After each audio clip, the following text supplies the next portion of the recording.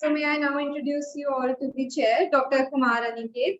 He is a research fellow at University College London. He obtained his PhD from London School of Economics and Political Science and has previously taught economics at London School of Economics.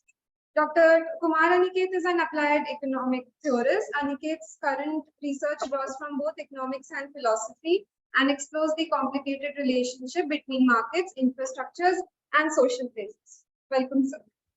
And now our co-chair, Ms. Jayati Talpatra, who is the founder of Delhi Meri Jaan Box.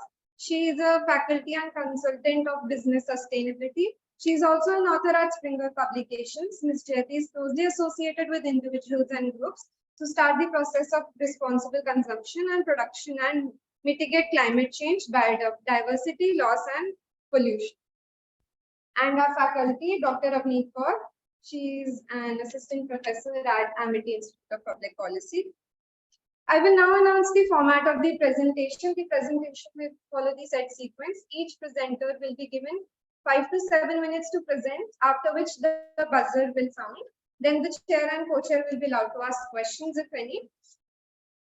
Now, so the first person who will be presenting is Dr. Madhu Thavani. Thavani here.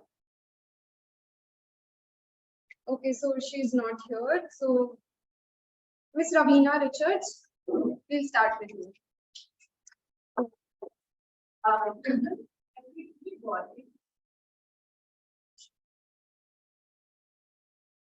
Will you please open the slides?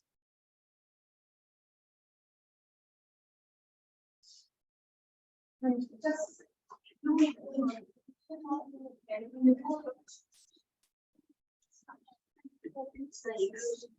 slides.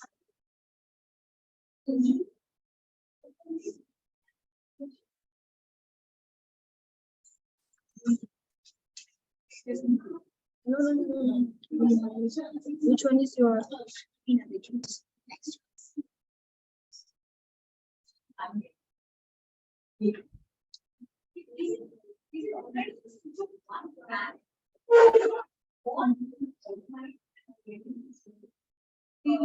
Switch off.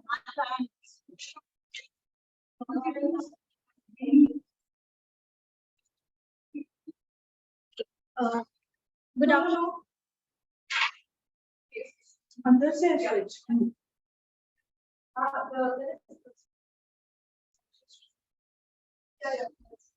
Can I start? Okay. Good afternoon, everyone. Respected chair and co-chair, and everyone present over here. My name is Ravina Richards. I'm a PhD scholar in the Department of Political Science, Jamia Millia Islamia. And the topic for my presentation is analyzing the technology governance in education through a case study on scholarship beneficiaries in Delhi. As we know that the world has become so dynamic and it's changing rapidly, and so is the technology. So we need to upgrade and update ourselves. Education being the foundational pillar of country's growth creates smart and informed citizens.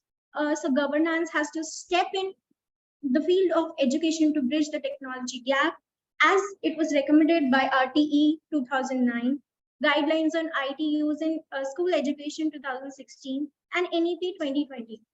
So why is the need for this study? There have been reports of malpractice, corruption, dysfunctional scholarship system that is existing in the country. So in order to meet these, Delhi School Education Act 1973, 2011, RTE 2009, and NEP 2020 have emphasized on using the technology governance by opening separate student accounts under DBT. So what is the relevance of this study? It will help us understand the technology governance specifically in the case of scholarship under DBT. Will provide information about this different aspects such as criteria, availability, payment mode, procedure, level of awareness, insights of the ground realities. It will help administrators and policymakers in developing effective policies. It will provide opportunities for academicians and researchers to expand it further. So research objects. It will help us understand, the object is to understand the functioning of the technology governance, look for criteria, procedure, status of scholarships, It will help us identify challenges that are being faced and also recommend possible solutions. So research methodology, it was both qualitative and quantitative in nature. Data collected was had both primary and secondary sources. So my study is based on the field visit and interactions from I tried to visit 10 schools, but due to some field issues, practical grounds, I could only gather information from 3 schools. So the participants included principal, teachers, guards, office staff, parents, students. And these are some findings. So principal in all the schools were informed, aware. They believed in transparency and accountability. They claim that 100% corruption-free system has become under DBT. Teachers are not that much familiar with the scholarship details, but they claim that most of the beneficiaries come from merit category and less uh, from the reserve categories. DOE is selecting the beneficiaries, which has made the uh, system transparent and fair. Guards are not much familiar with it, but they can always direct the person who is concerned. Students are unaware about the system of the scholarship, but they also tell that their friends and classmates are not getting the one. This is the data I got from the school. So they have ST, SC, OBC minority categories of scholarships. So they have pre-metric and post-metric scholarship system for the disabled students, and for minorities there is merit scholarships for girls, and for ST, SC, OBC, there is Mukhyamantri Vidyarthi Pratibha Yojana for ST, SC, OBC.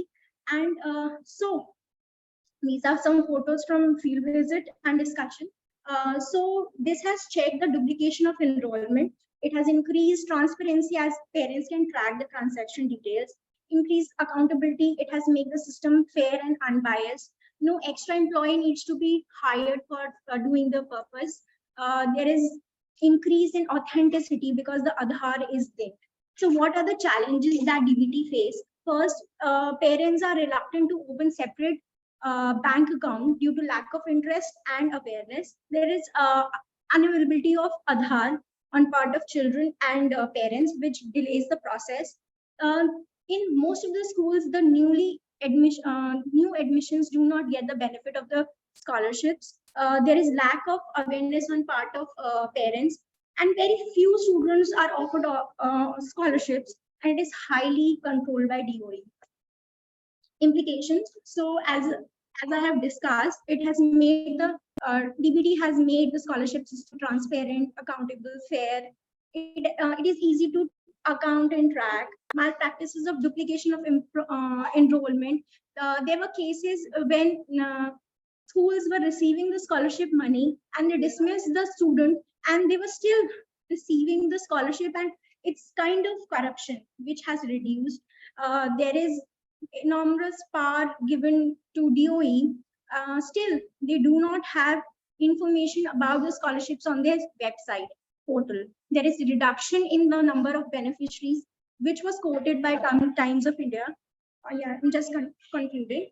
So it has helped in delaying. It has helped in explaining the delays, tracking. It has bring about awareness of procedure, rights, clarity about the system. It has made the officials more answerable. Some of the recommendations are local authorities should be given the responsibility for making the Aadhaar card of each and every person in the community they hold. So newly born child should be issued Aadhaar. Record and update should be there for the migrated people, so that the beneficiaries can so that these people who have migrated to different places can get the benefits of the different schemes that are existing, and also for the government for better functioning. And there is need for change in attitude and mindset of the parents and stakeholders for better functioning of DBT and technology governance in India. Thank you.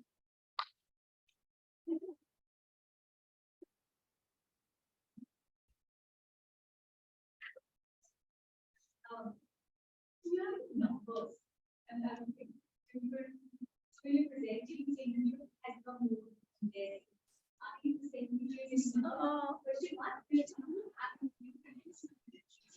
Yes.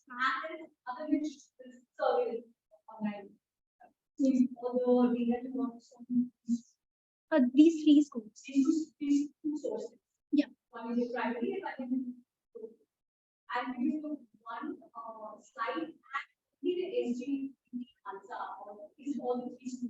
No, I have just mentioned one. Huh. Huh, one. Ma'am, actually, they were not giving information regarding the scholarships and all.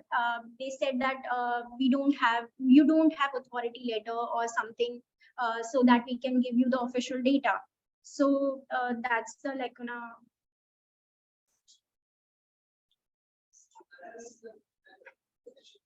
which is we don't have data and scholarship from your institute.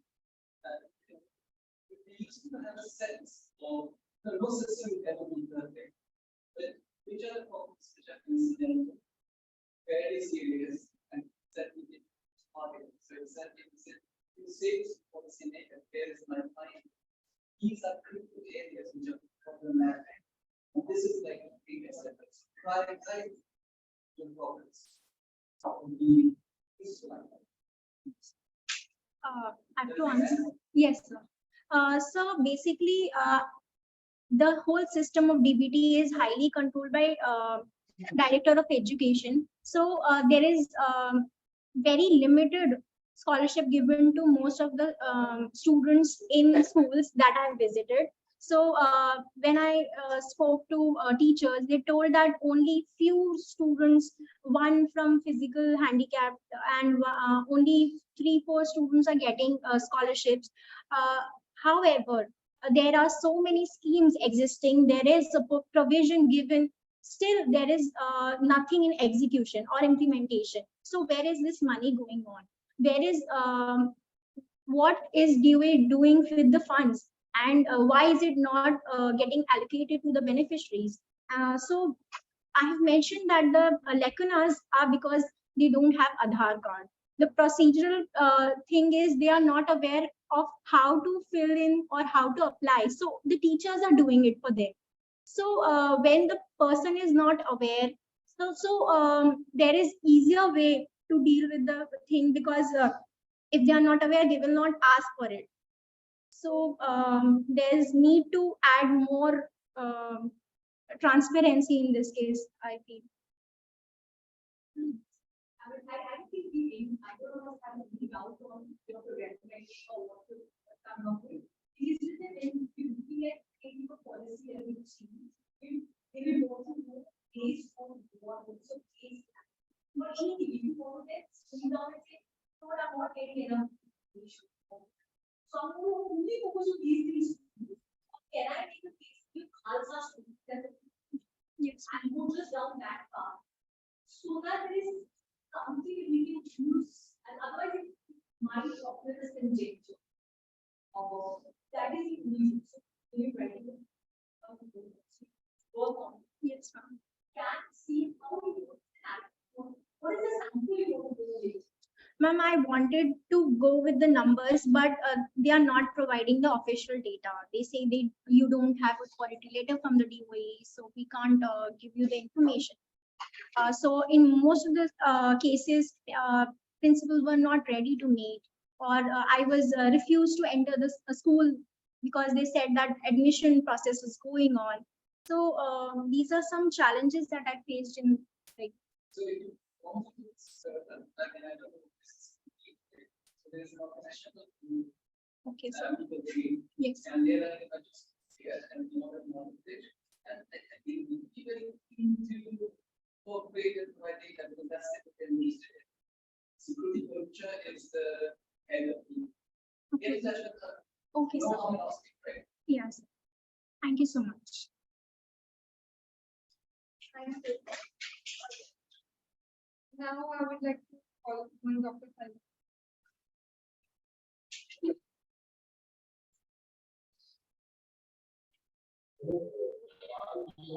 Hello.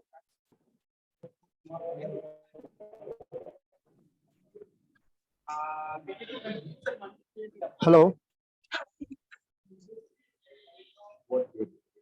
am I audible, madam? Yes. Yes, sir, you're audible. Yes, may I present? Sir, we'll let you know one. Okay. First, we'll have the offline presentations, then we'll come to the online presentation. Okay, madam. Okay. Thank you.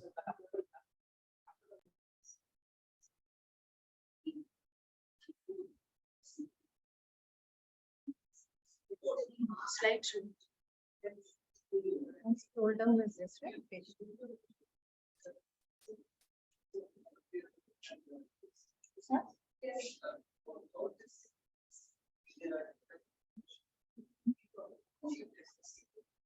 Yes.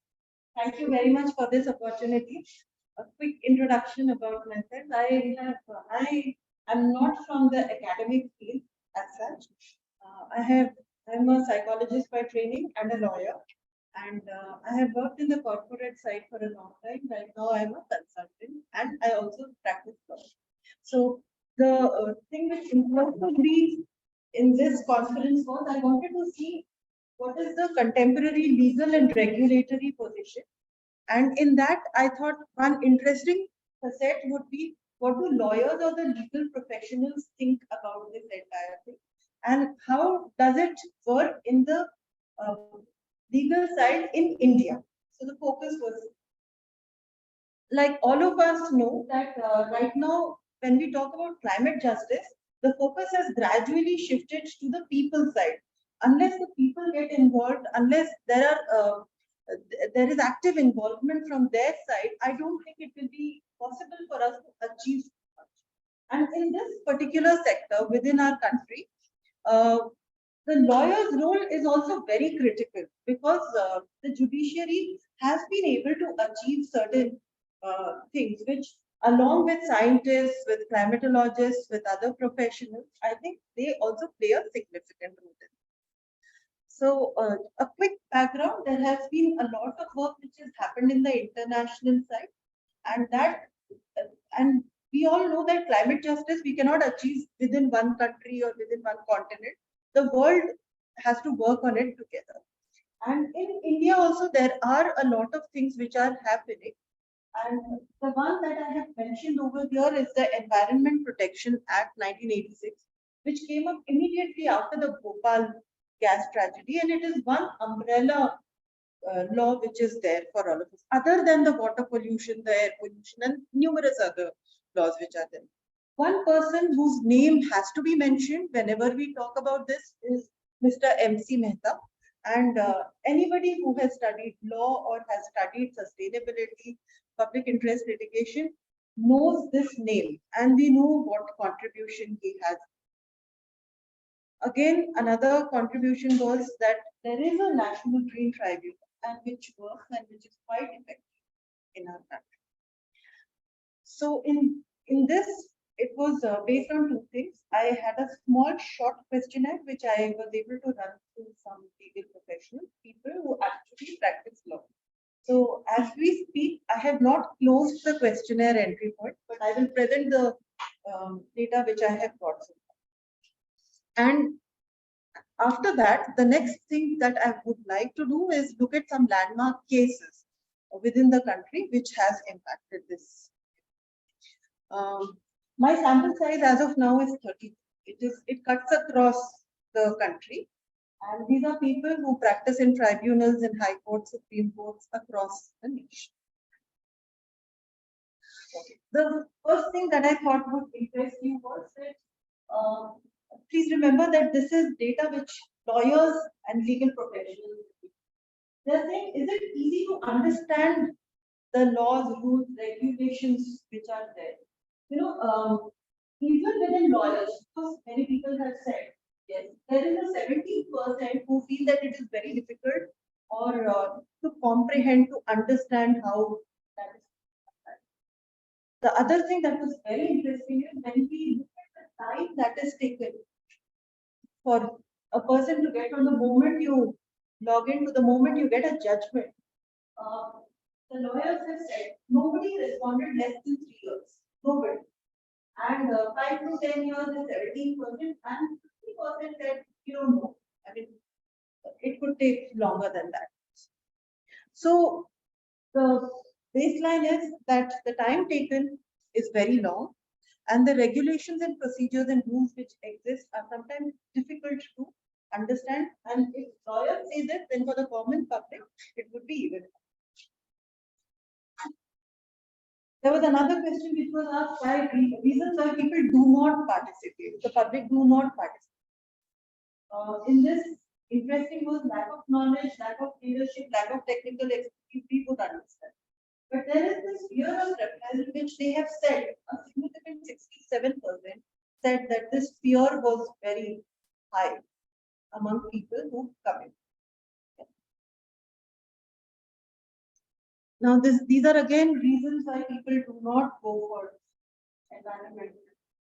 And the reasons are not very different. Again, we have lack of awareness. We have duration is very low. But the interesting one is this one, lack of pro bono age. We do not know where to go and how to go about. And also this one, bias against the marginalized.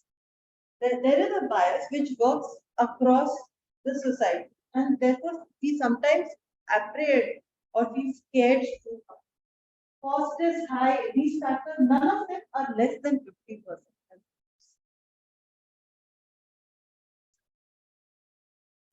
Now, this we asked about I'll just take two more minutes.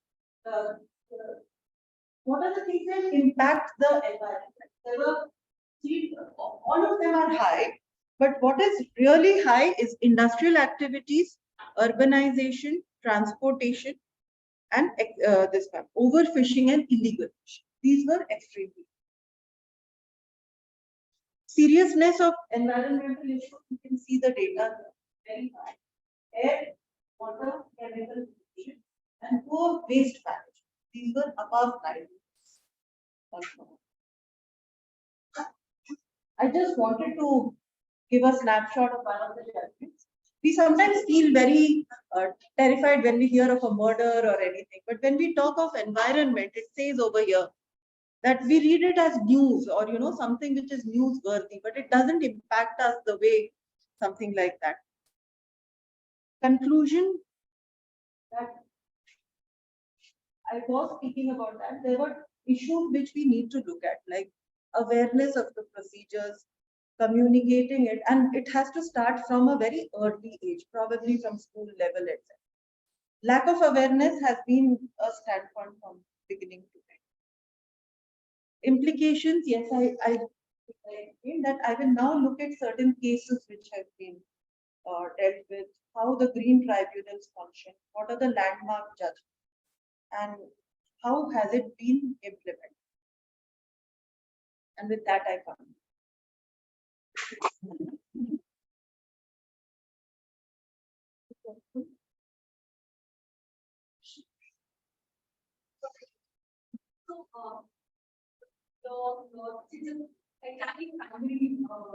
Look, now it is completely primary, and the survey is still on. So I hope to touch about 100 before I close, and then I will look at the judgments and the case. So the respondents are legal professionals. They are all lawyers. Not necessarily. No. So interesting because large yes. Are applicable to them or to they were talking about themselves. They were talking about themselves, and some of them also spoke about the client who comes across to them. And the client most of the times are not very well aware. They have the problem and they seek a solution from the community. Now, an interesting finding, I have some qualitative data which I have not put it over here. A lot of people, there were 3 lawyers who said that in their entire span of 35 years of practice, they have not dealt with environmental law at all. So there are a lot of people like that. Not that they think it is not important, it's just that they have not come. Because of there are no such cases coming in. We also have case on I'm looking at the Green Tribunal next, and I was hoping that when I touch that page, I've sent out the questionnaire. I will have some, so I will be able to do some kind of difference between these two segments. And I'm also looking at certain areas where, like for example, electricity production, or for example, waste management, where there. If I look at lawyers who practice in those areas, or water regulatory side, then probably I'll get some good input on how. Always been constant in my question.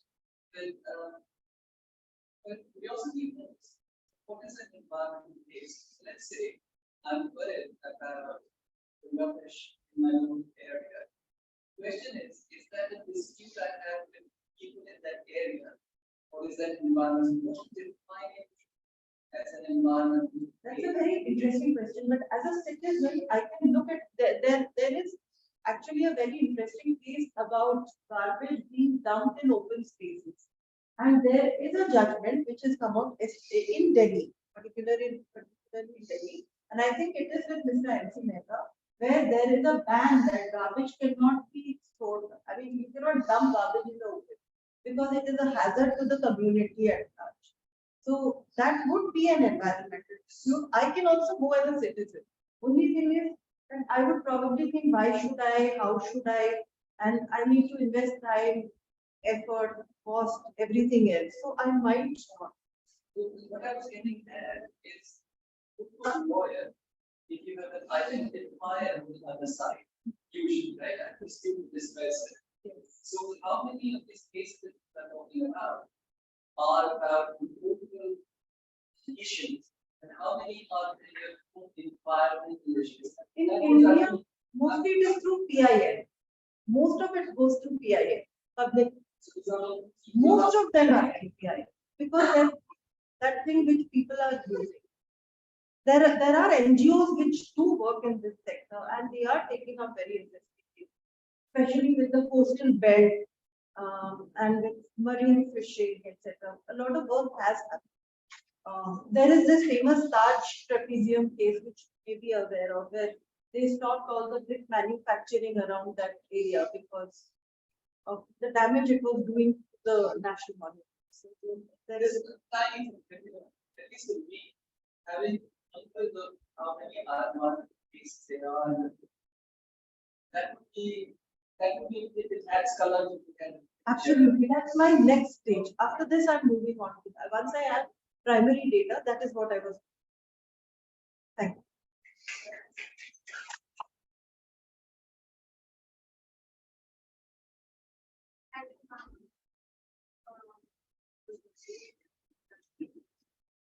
Dr. Majroor Kamali.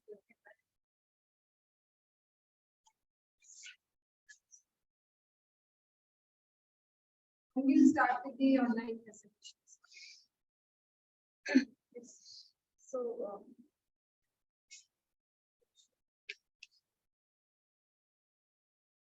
they're not present.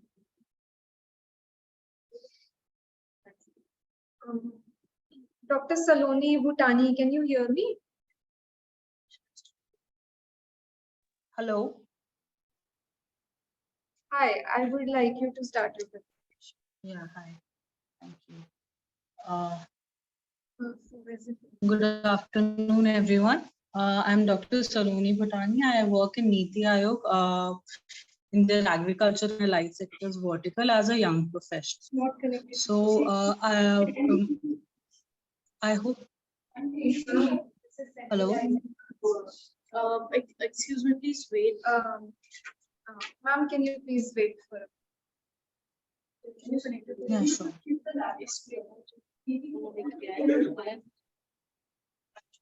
just a second.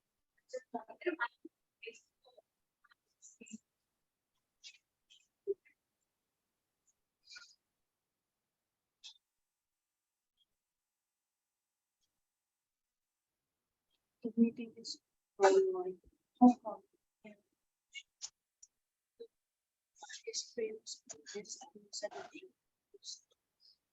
which means that we can first of all Please. Yes.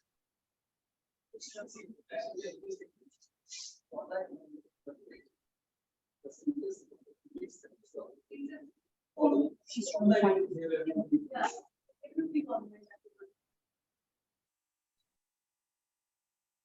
Which temple is this?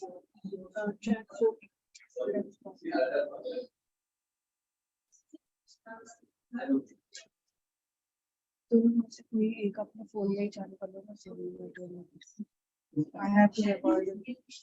Ma'am, we're connecting it to the phone and we'll keep the phone there. Just a second. So sorry.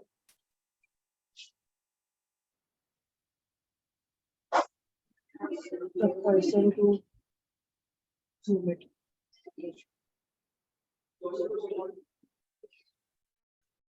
It's not us, the person sharing.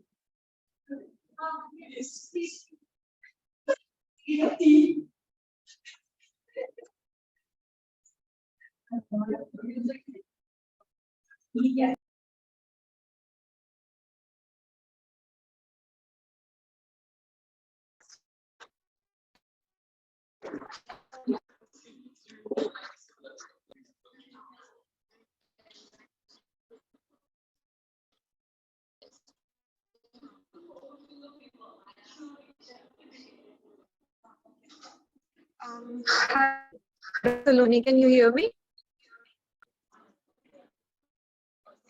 Hello. Yes. Can you hear me? Yes. Um, I hope I'm audible.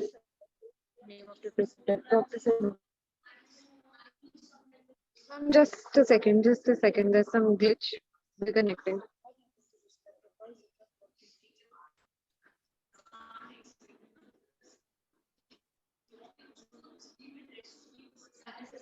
This is why you ask them to send into PPT. You're not sending, she's doing Let her present. Na? ego आ जाएगा. If you use it and use it as well, ego आ जाएगा. Just give them this the form. Yeah, we have to leave. If we don't like ego आ जाएगा.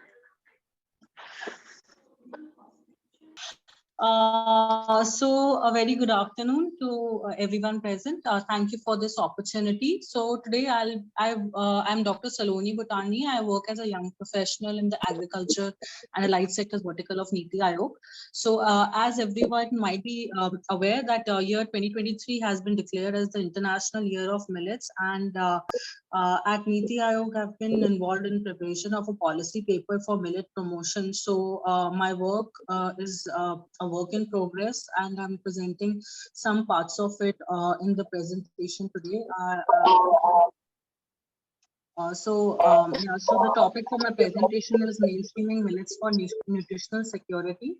You all might be aware that millets are one of the grains, just like rice and wheat, but they are very coarse in nature, and they're in fact even more ancient than the rice and the wheat. But however, the agriculture policy of India and the increasing urbanization over time has led to a decline in the production as well as consumption of millets in our country, and they seem to have disappeared from our fields as well as our daily thalis. These are very ancient nutritional grains whose evidence has been found in Indus Valley civilization, and they were used as for not just human consumption but also for animal feed and fodder and production. Hi, can you hear Dr. Bhutani? Can you hear us? Hello. Yes, ma'am. You need to change the slides. You need to do it. You're not able to see or change your slides. Okay, fine. Yeah. Okay, fine. Okay. So, yeah, I hope it's fine now. Yes. Okay, yeah. So, so these are grown in 131 countries, and their evidence was found in Indus Valley civilization, used for multiple purposes, not just for human consumption, but for animal dry feed and fodder, and making of alcohol, bioethanol, biogas production, etc. as well. So millets have been classified by the Food and Agriculture Organization into 3 categories: major millets, minor millets, and pseudo millets. You all might be aware that major millets comprise of the more popular ones that are jowar, bajra, and ragi, the ones which are more sold in the market and more produced also in our country. Whereas there are various other minor millets and pseudo millets also, like buckwheat and amaranth and kodo, foxtail millets, barnyard millet, etc., which our country is a leading producer of. And millets, there's smart food. They are also known as the smart foods, and they offer a win-win value proposition for all. They have been tapped to multiple sustainable development goals critical for achievement of SDG 2, 3, 8, 12, 13, and 15, which primarily relates to zero hunger, good health and well-being, a decent work and economic growth, and a sustainable and responsible consumption and production, climate action, and life on land. So they are a win-win proposition, as they are good for the consumers due to their multiple nutritional and health benefits, and as well as for the climate due to the sustainability factor of having the potential to increase carbon levels in soil and increasing soil fertility, less input requirements such as water and other nutrient requirement, fertilizers, etc. And also they are critical for marginal and small landhold farmers, as they are typically grown in dryland areas by women farmers. So they are very, very critical for the welfare of our farmers and achievement of our Prime Minister's vision of the farmer's income as well. So food security, climate resilience, economic security, nutritional security, and safety from disease are some of the significant value propositions that millets offer. There are also the rationale behind promoting it by not just the government of India, but also the United Nations of General Assembly, and which the proposition was also supported by 71 other developing countries in the 75th General Assembly session, was that the deteriorating status of health overall in the world, and India being top in that situation. Like we all know that obesity is rampant in the urban areas, and we also suffer parallelly from undernutrition as well as urban lifestyle diseases. And also protein deficiency and micronutrient deficiency, and our women and children are the ones that are in the worst of the health situations, especially the pregnant women and the children under the age of 5, suffering from stunting and wasting, and to very significant numbers, to the extent of 35% and 32%. Yeah, so we on a global level, India produces around 80% of Asia's millet production and 20% of the world's millet production, and we are the leading producer of millets, in fact of all millets, major as well as minor, and that was the reason why India took the leadership in terms of going to the United Nations General Assembly session and making a proposal for declaration of year 2023 as the International Year of Millets.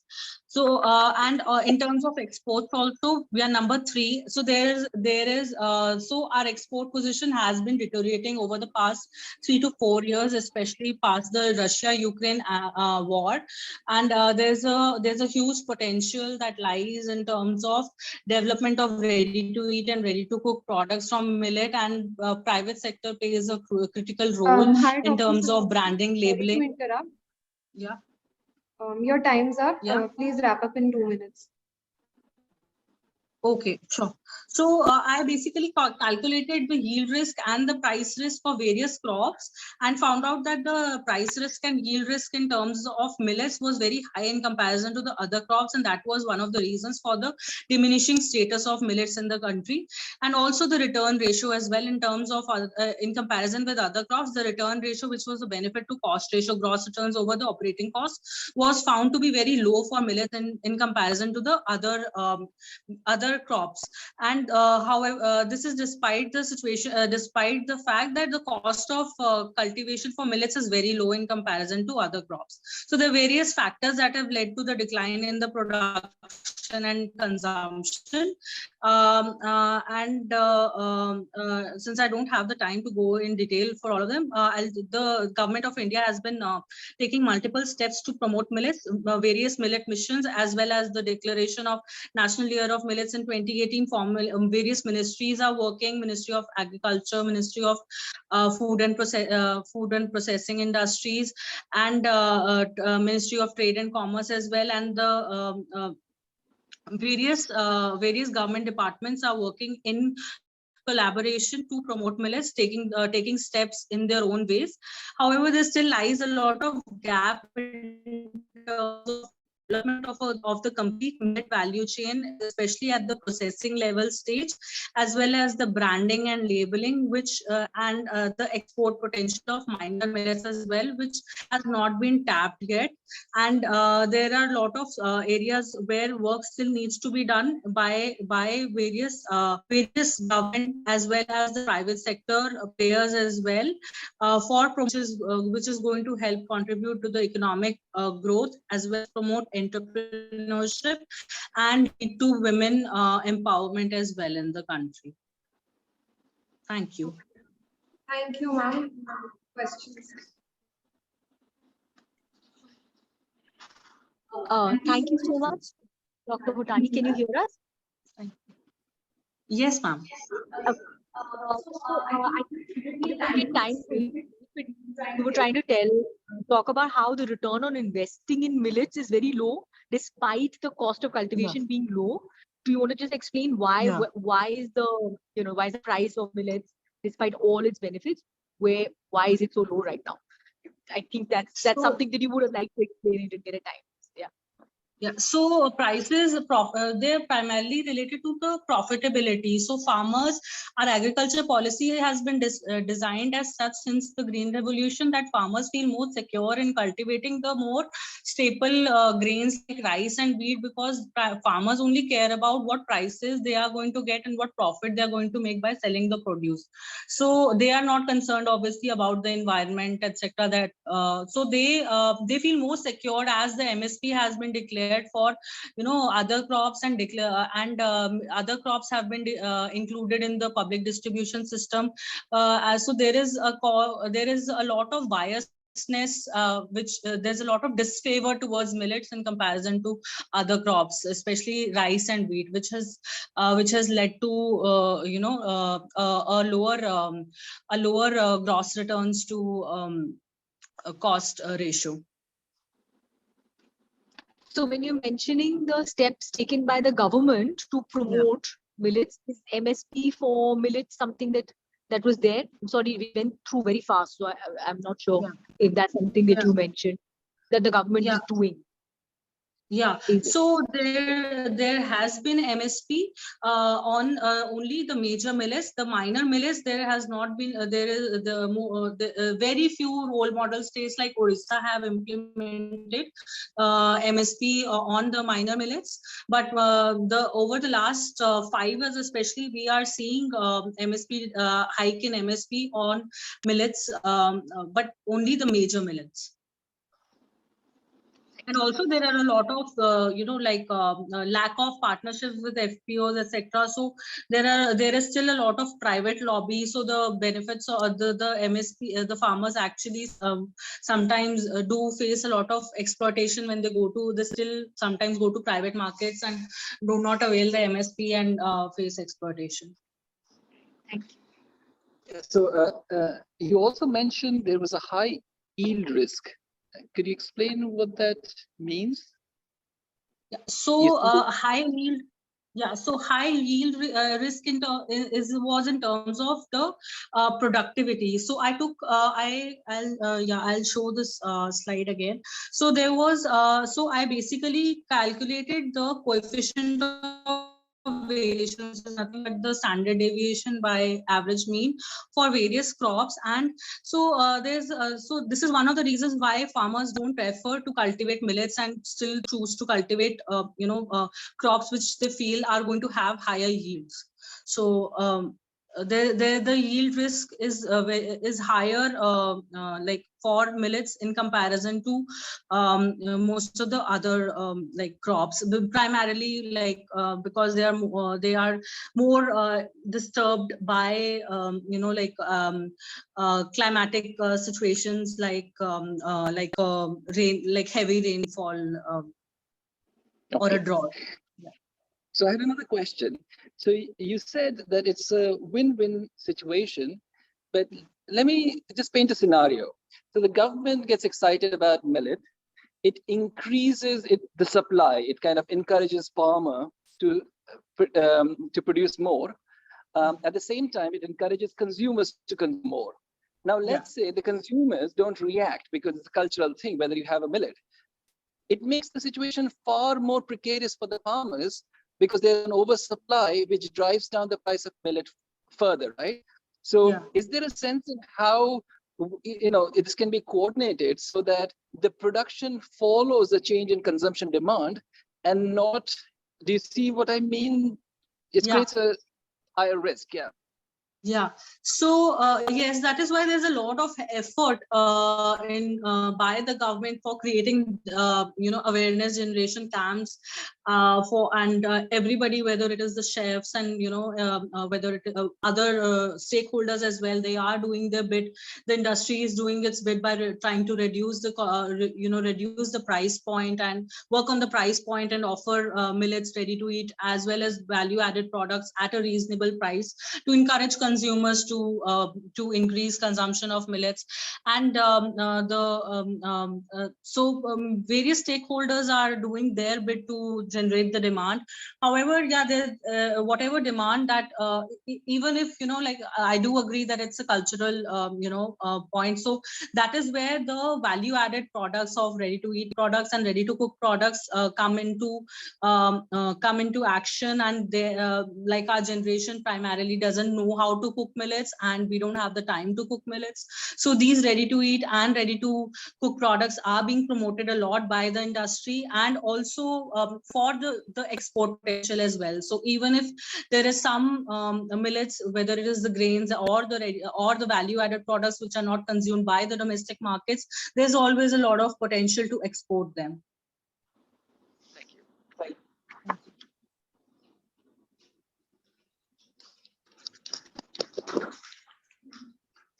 Thank you, Dr. Saloni.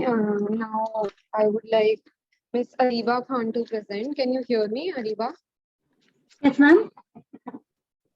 Yeah, you go next. So all the presenters are requested not to exceed the time limit, which is 7 minutes. You can start, Ariba. Is it visible? Yes, it is.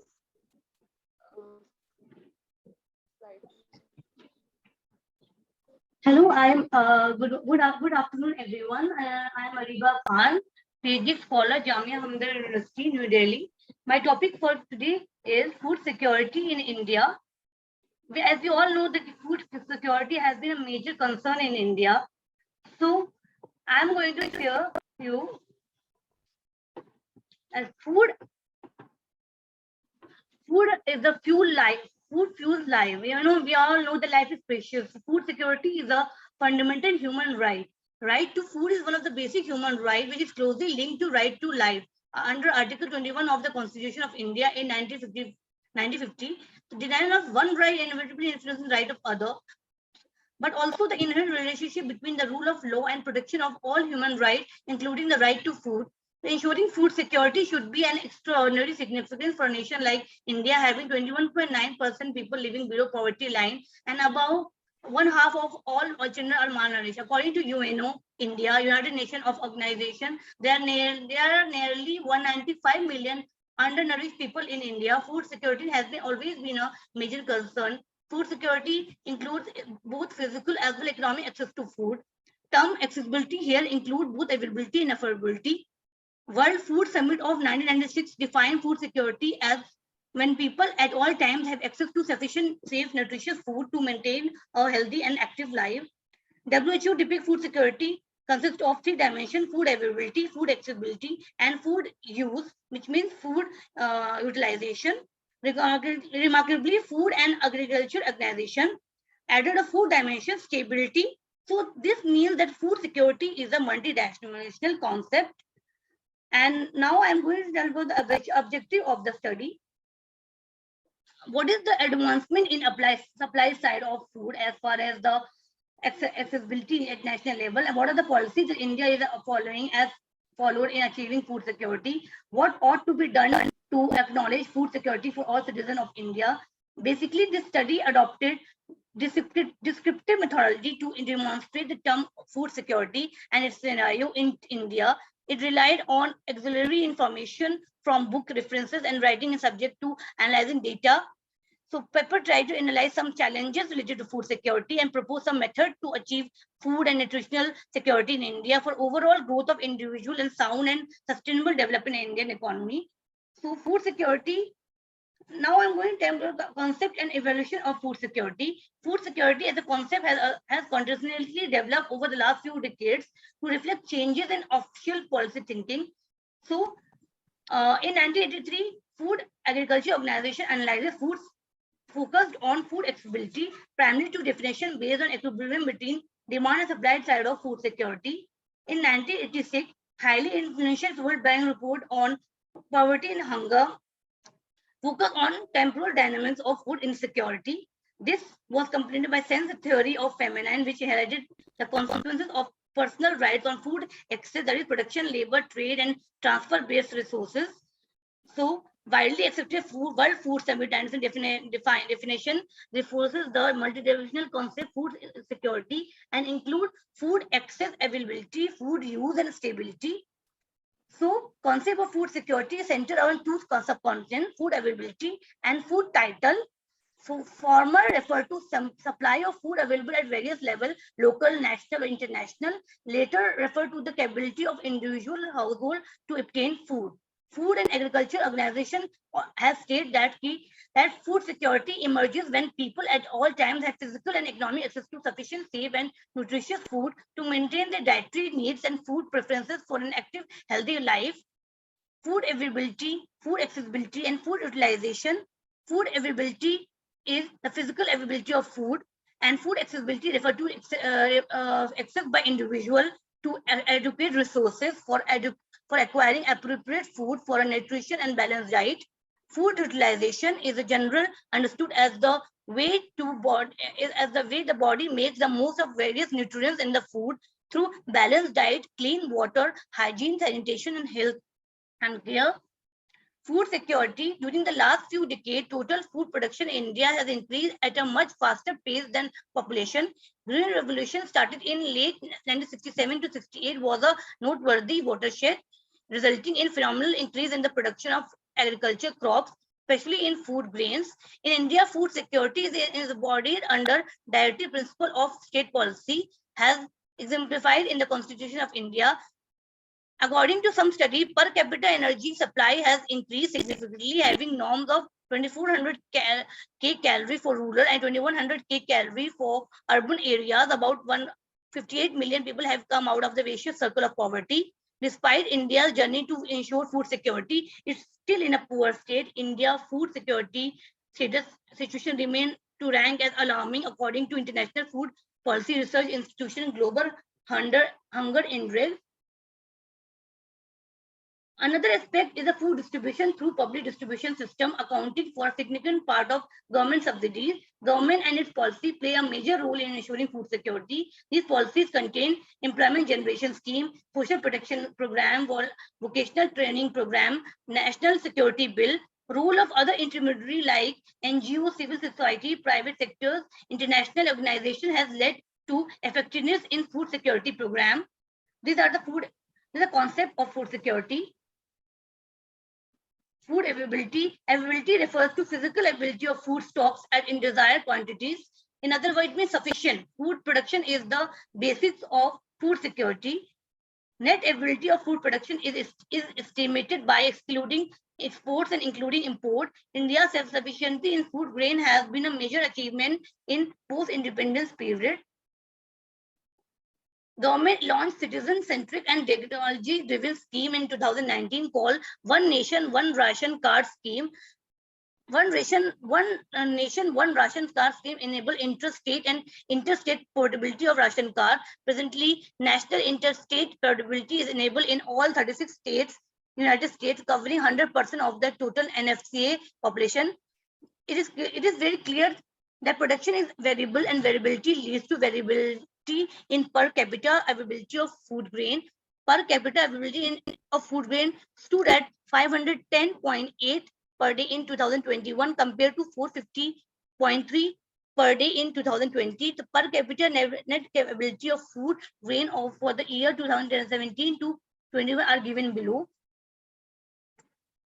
Food accessibility. Food access refer to availability in terms of individual capability to purchase food and availability of food through safety nets of distribution. Food security requires the poor to have adequate purchasing power.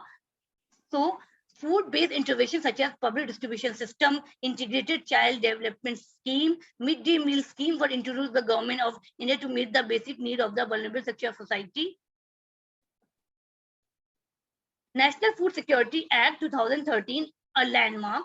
National Food Security Act aims at assuring economic and social access to adequate food for all people in the country at all times. Is a set of core entitlement with the universal right to food and nutrition provided to be enjoyed and progressively expanded until universal access to adequate nutrition is achieved.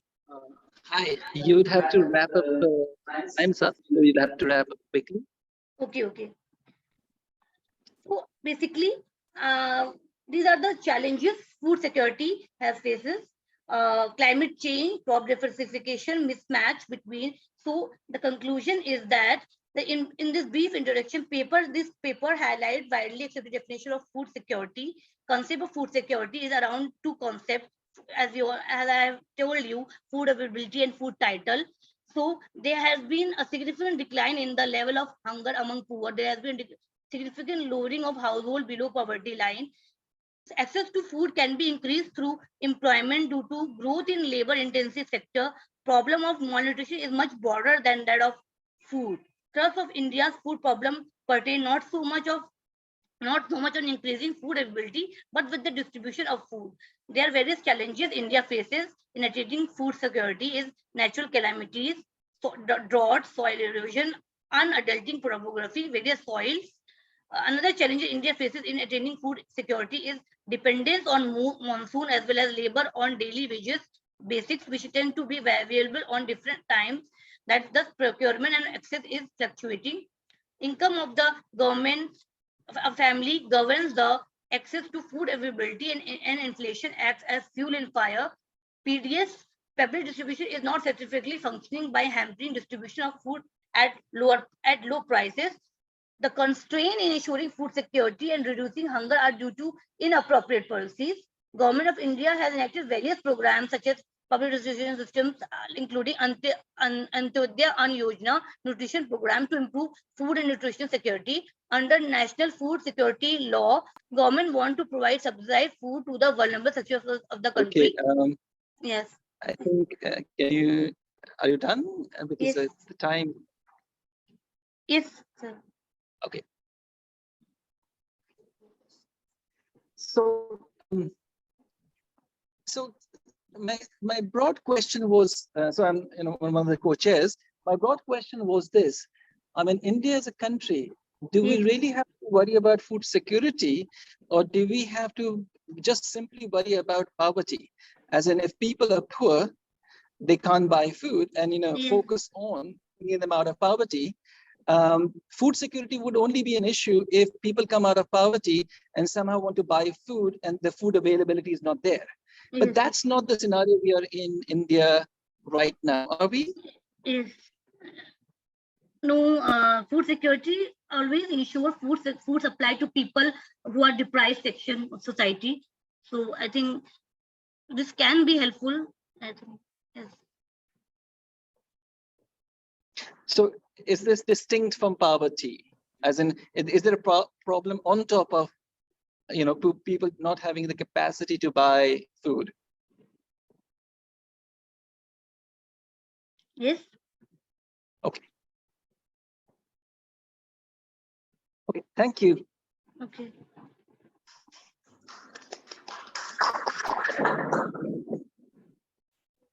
Thank you, Mr. Riva. Thank you. Dr. Samant Bhattacharya, Yes, madam. you can present now. Okay. Okay. Okay. So we have the PPT. Will you Yes, madam. I'm in the sharing my screen.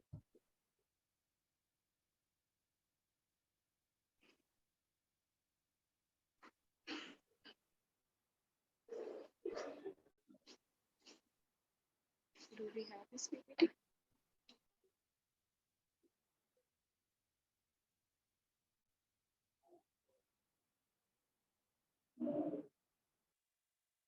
Am I visible, madam?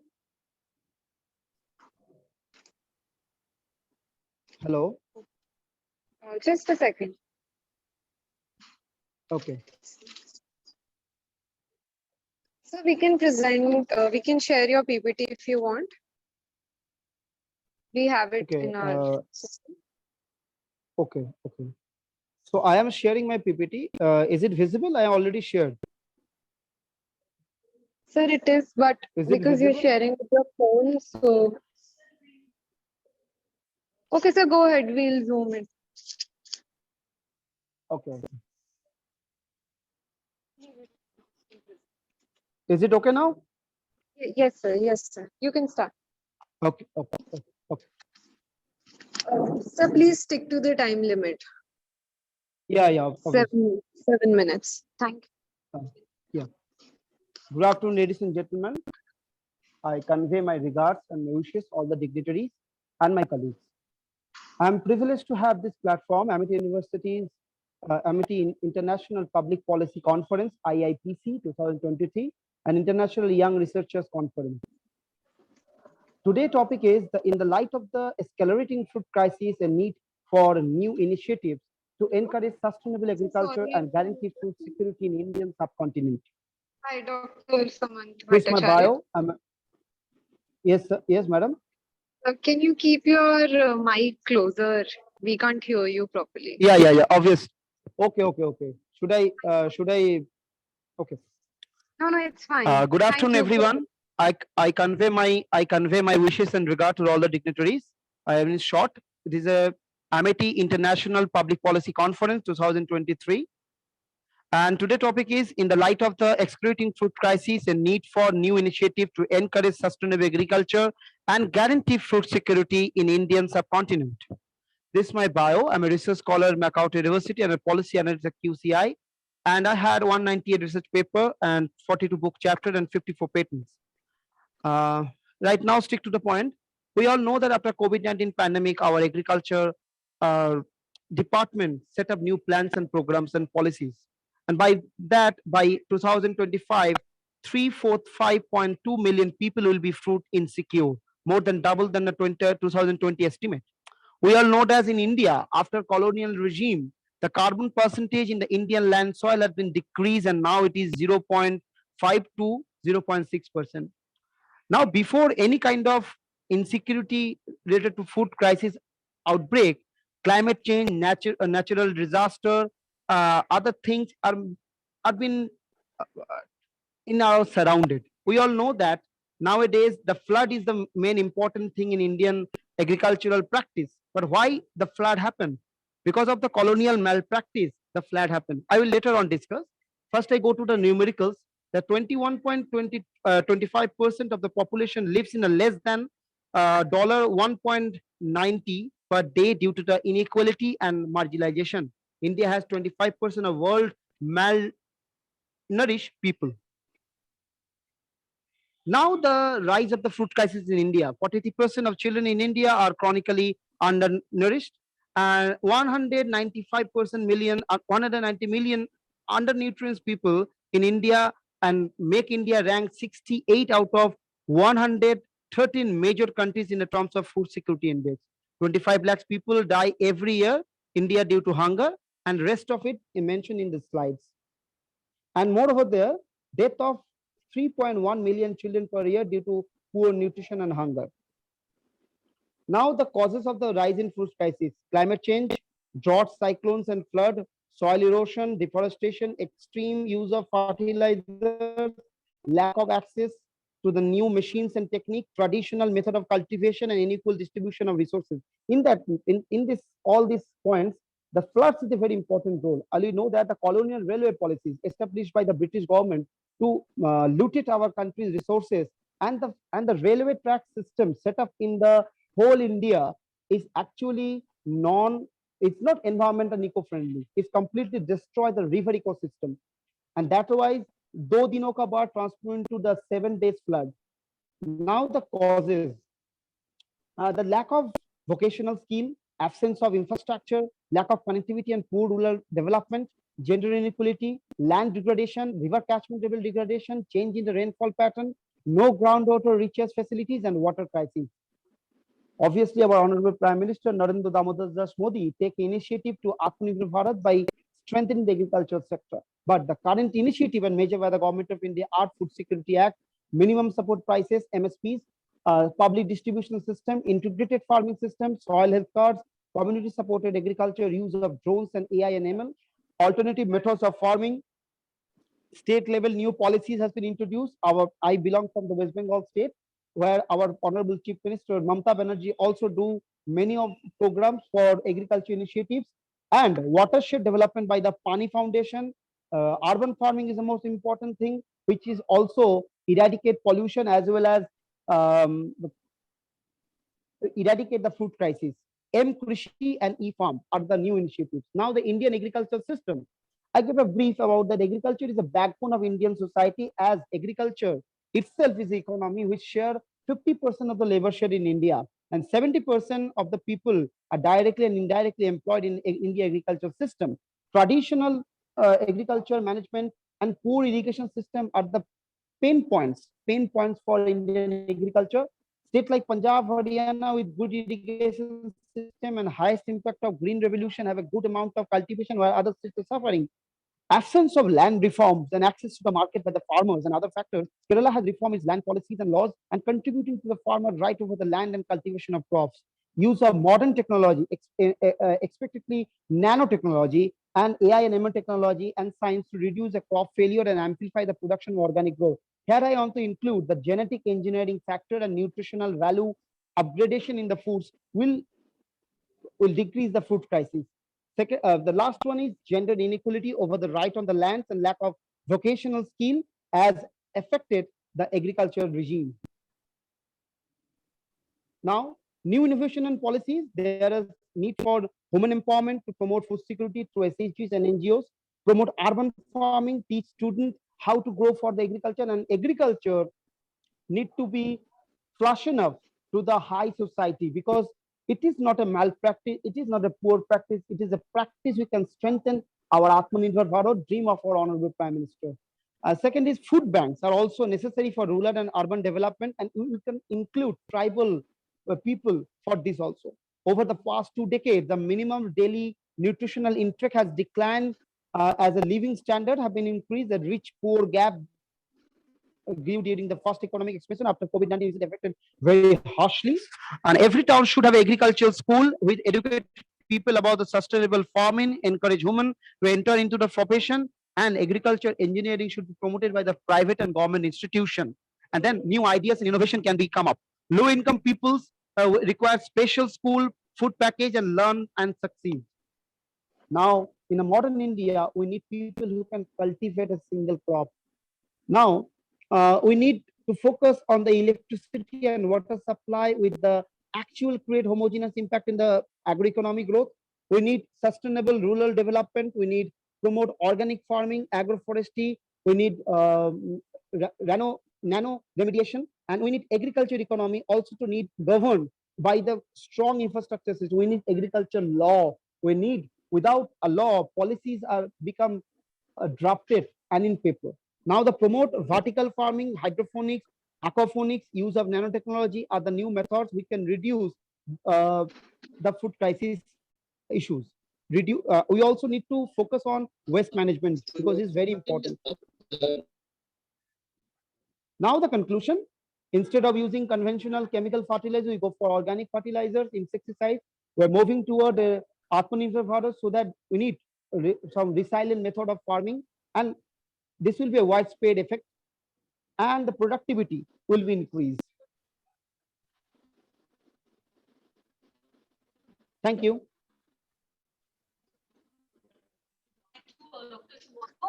Just at a very basic level, there is a whole host of recommendations and things that you propose.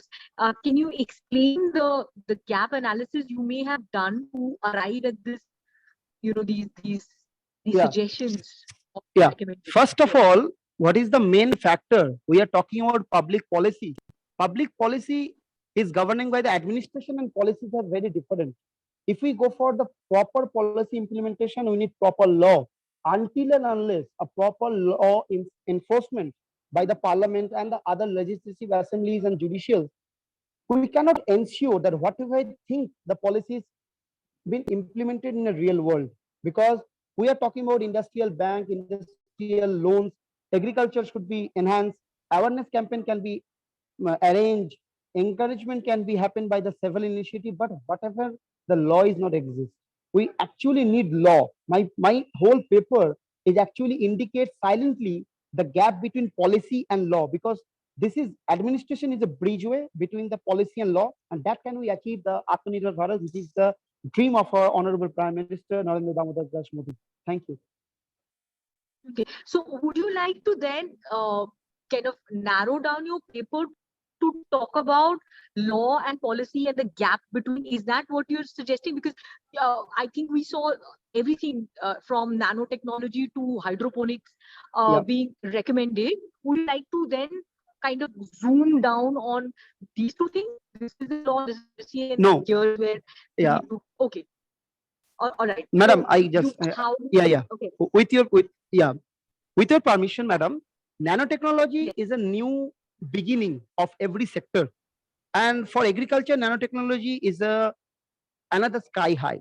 But for that, we need a scientific innovation and scientific innovation unit. We need mobile unit. But whenever the finance department don't propose a proper model or finance model, all of my suggestions are equipotential. I'm not talking about I am the only one who can suggest. There are multiple policymakers, the multiple policy dimensions are there. But what if the finance is not there? Although the scientific innovation are very good, and India have a high intellectual people and generation are there, but without a proper financing, how can we upgrade the technologies? How can we reach it to the every corner of the society? And how can the farmer will accept? Because whenever you adapted the technology, we should appoint some specialists who can teach them, who can learn them, who can brief them. But it's need a certain amount of procurement process. We need an appraisal report. We need a monitoring report. That's all, madam.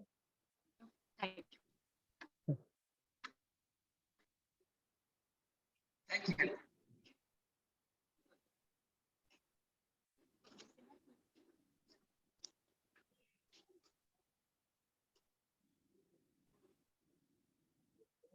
Mr. Arun Tata, are you here? Can you hear me? Hello. Mr. Arun Tata. Okay, so he's not here. We'll proceed with the next participant. Dr. Suhasini Varma and Megha Gupta. Yeah, good afternoon, ma'am. I'm audible to you? Yes, yes, you're audible. Please share your screen. Sure.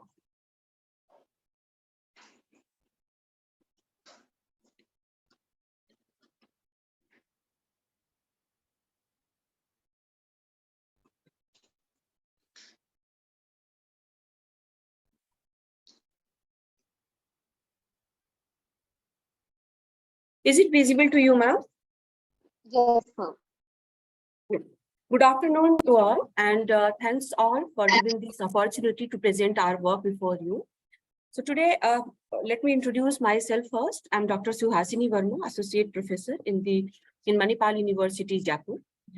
Today, we are here for our work. This is analyzing the role of fintech towards digital financial inclusion and balanced sustainable growth.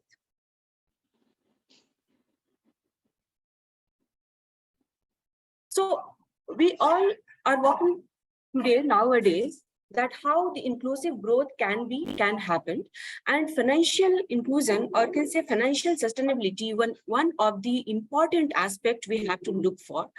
This financial inclusion, the definition of financial inclusion in India is a 15-year-old who is having a bank account, and this inclusion relates to connecting the marginalized and underprivileged population to the mainstream economy. And also, of course, we are working towards nowadays that sustainable growth, which is even the UN is looking forward, and they have given 17 main aspects of sustainable growth. We are here putting our work to argue that the financial inclusion can help in sustainable growth that can be organized around the world, and this given UN 17 goals. Globally, these financial regulators, policymakers, and apex banking institutions are considering this sustainable goal, and it ensures this sustainable goal, the fulfillment of sustainable goal, wants that the other goals are balanced in such a way that ultimately this consumer protection, financial integrity, financial stability, and monetary stability should be there. Nowadays, this financial technology is considered one of the important tool or drivers of financial inclusion. So our present study is focusing on that how a financial inclusion emerges as a significant economic research topic. This sustainable finance and fintech are now the main policy priorities of not even the governments, but apex banking, but the globe at a large. This growing focus on sustainability and UN's Sustainable Development Goal, this financial inclusion has received equal attention to promote the digital finance on a global scale for the maximum benefit. And this digital financial inclusion focuses on balance and sustainable growth.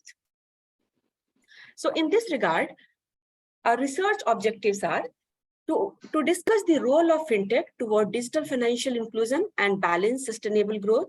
And secondly, to develop the best possible strategy to promote digital financial inclusion and balanced sustainable growth using fintech, or specifically digital financial inclusion. So the research methodology to fulfill our study is, first of all, this is a analytical and descriptive research, which is based on the secondary data and the previous literature. This relevant secondary data is collected from the published reports or guidelines, databases, and website of the organizations like European Commission and all. And of course, it is based on the previous literature, the previous scholars who worked under the area of sustainable development, as well as financial inclusion and digital financial inclusion. There are many work done by many researchers like the Vinay Kandpal and all. They talked about the importance of bank account and all. And nowadays we see that the many bank account are open, and on paper 80% of the population of India is under the ambit of financial inclusion. But we dig deep and we calculate the active bank account. We found that it is around 60% or 55%. So half of the population is still unbanked. So we try to look at how this financial inclusion or digital financial inclusion can help us to part this gap, as well as to achieve the UN 17 sustainable goal. And the data, as well as the previous research, we can just zero down that these are the sustainable goals of UN's that we have to fulfill or achieve by 2030. And this, how this finance thing fit into this. The first goal is no poverty. And we are arguing that broadening financial inclusion to support poverty eradication. Second is zero hunger, whereby the promoting savings and mobilization of our financial level, stability, so that this zero hunger goal can be achieved. Next is good health and well-being, wherever providing health insurance to support financial stability. Next, quality education.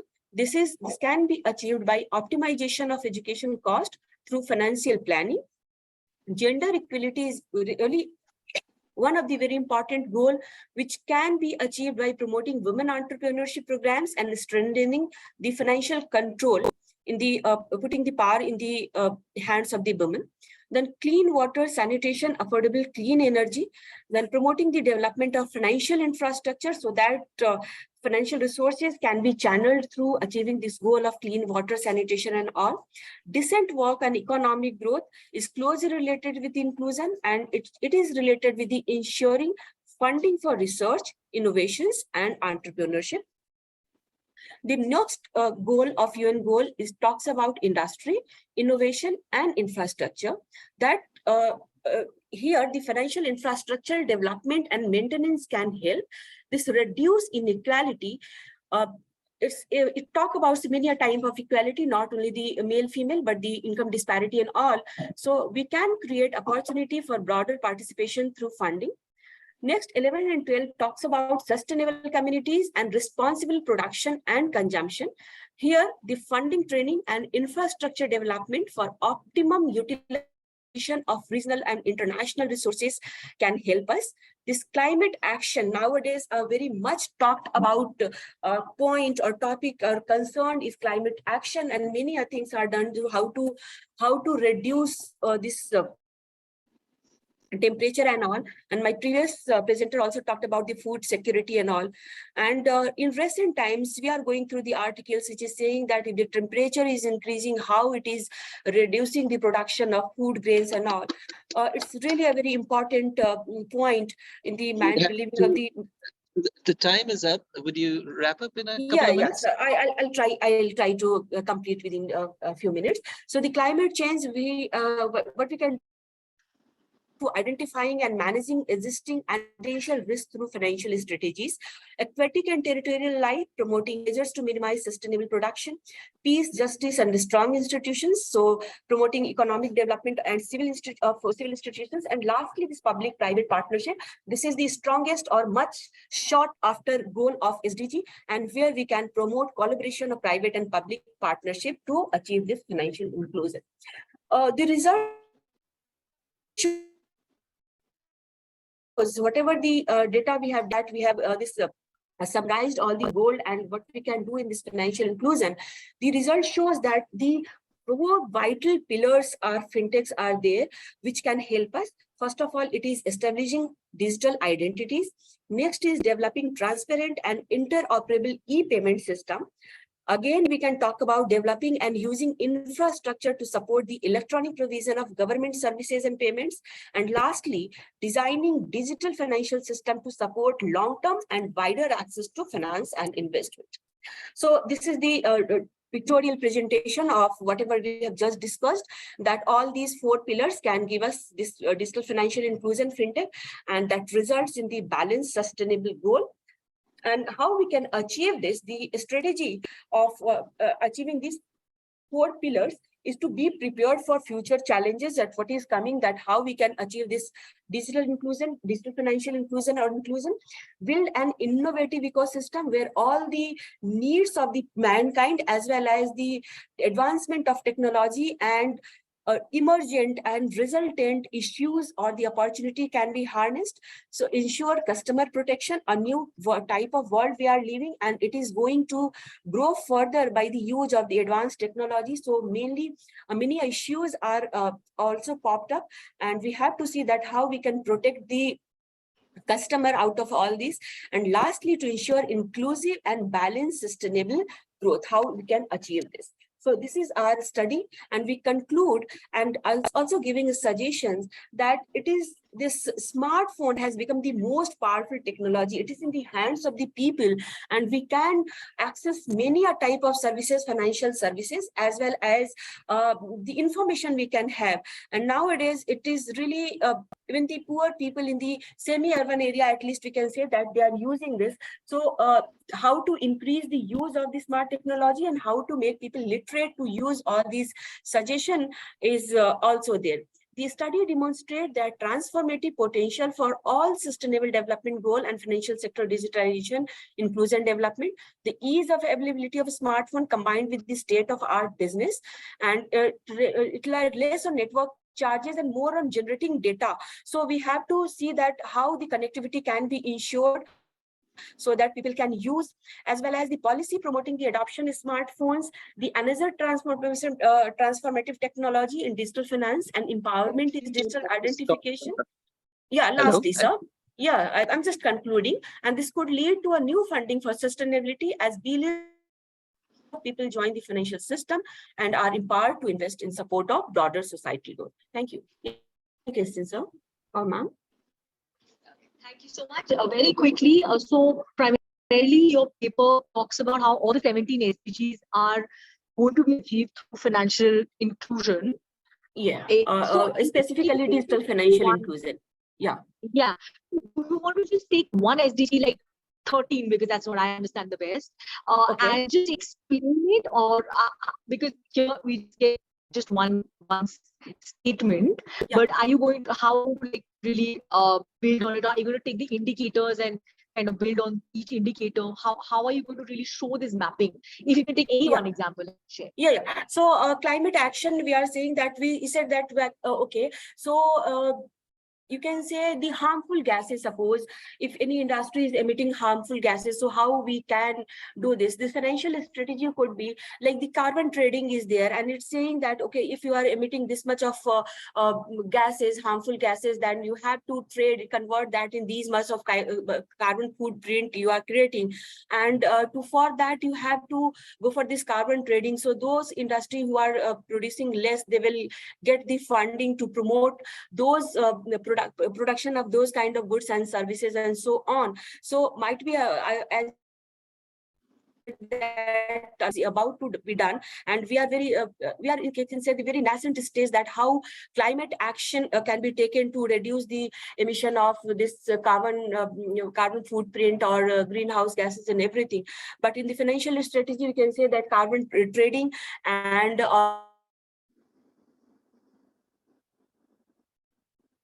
technology machine which can filter all those, like I am here in Jaipur and Sanganer. This Sanganer print is there, and that is emitting a lot of water pollution as this thing. So what the government has said that have to install the machines so that the water can be purified before you leave that water into any other source or any river and all. So this is required, the finance, and how we are going to justify that this much finance is required and from where we are going to do, and all those things are here to help us to reduce the carbon emission and all. So this way we can achieve. So just to keep it tight in your paper, if you want to take the there under each of the SDGs. For example, if you're going to talk about Sanganer print, you can actually use that as a case or a caselet or an example, but you would need to map onto an indicator. Yes, yes, ma'am. So we have developed all the 169 criteria of SDG, and we are doing this because of the can say lack of time and everything. We cannot put all those things paper 169 and all, but we are doing this. It's a very you can say magnanimous work, and we are working. So we have started like this. Thanks. Thank you so much. Okay, thank you so much. Any other question? No, thank you. Is Mr. Arup Datta here? Thank you so much. Mr. Arup Datta and Dr. Madhu Thawani. Because they're not here, so this was the last. So I'd like to thank all the participants. Participation indeed added to our knowledge. Now I would like to request Dr. Yogindra Singh to present mementos and saplings to our chair, Dr. Kumar, and Mr.